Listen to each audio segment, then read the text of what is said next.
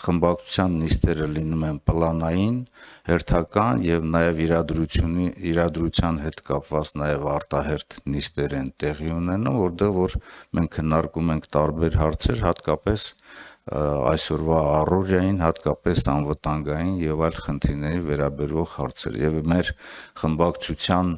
նիստում եւ ներսում տիրում է ներխմբակցային բազմակարծություն, ինչ վերաբերում է Լևոն Քոչարյանի պահվածքին, կարծում եմ, որ դուք ինքներդ տեսնում եք, որ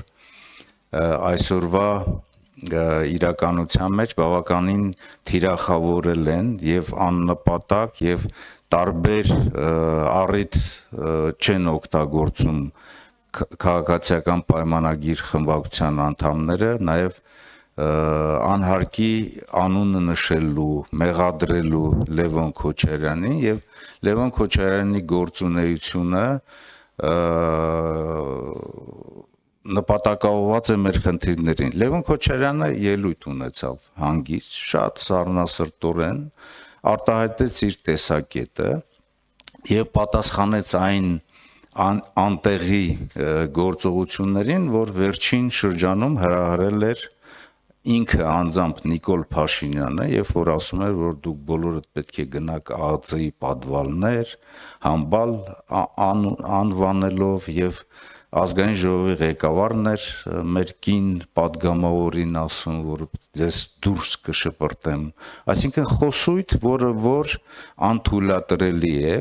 զուտ նաև մարդկային հարաբերություններում եւ անթույլատրելի է նաև երկրի ղեկավարներին, իրենք անձնական օրինակով դա հրահրել են։ Կարծում եմ, որ զայրույթից բռնկված է եղել Լևոն Քոչարյանի այդ խոսքը, ինքը